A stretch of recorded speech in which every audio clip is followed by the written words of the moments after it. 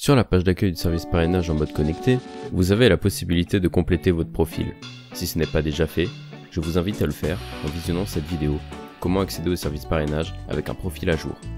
Sur la page d'accueil du service parrainage, vous avez la possibilité de changer vos préférences via le bouton modifier ou encore le petit logo en haut à droite en forme de réseau en expansion.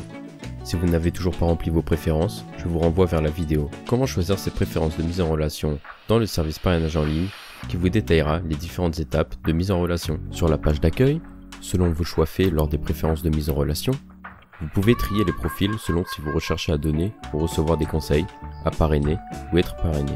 Quant au profil, lorsque vous cliquez sur un des profils proposés, l'affiche parrain filleul apparaît. Cette affiche comporte les informations les plus importantes.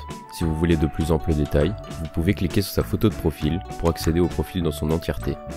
Demander des conseils ou envoyer une demande de parrainage, mais aussi parrainer ou conseiller, sont possibles depuis l'affiche. Pour entrer en contact, une première boîte de dialogue s'ouvre. Ce sera votre première interaction avec la personne souhaitée. Vous pourrez indiquer votre premier message, par exemple ce que vous recherchez comme aide ou ce que vous avez à offrir. Vous devez cocher vos moyens de communication, en face à face, par visioconférence, par téléphone ou encore un autre moyen, à préciser entre vous.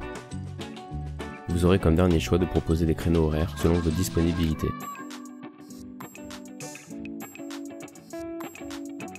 Lorsque vous êtes rentré en relation avec un ou une filleule ou mentor par la boîte de dialogue, il vous est possible directement via le service de réaliser une visioconférence afin de vous entretenir sur les différents sujets qui vous lient si cela n'est pas possible en face à face.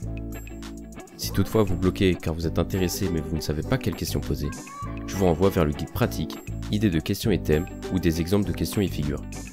Si malheureusement vous ne pouvez vous entretenir immédiatement, il est toujours possible d'organiser un rendez-vous, toujours via le service proposé. Si vous voulez poursuivre les échanges plus longtemps, transformez la discussion en relation de parrainage afin d'être accompagné sur plusieurs mois. Une fois la rencontre terminée, vous pouvez l'évaluer.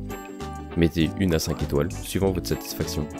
À tout moment, l'équipe du service Relations à l'Uni est à votre écoute en cas de besoin. Pour retrouver les contacts que vous avez eus, dans le volet Conversation sur la gauche, vous avez accès à vos filleuls, vos mentors ou encore les simples mises en relation. Ne vous en faites pas si au début ce volet n'est pas disponible.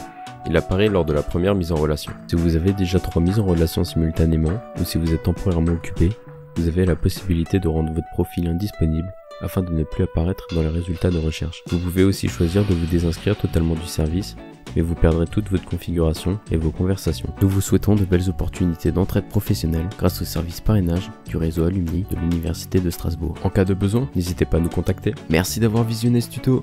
N'hésitez pas à nous retrouver sur les réseaux sociaux, à vous abonner et aussi à aller checker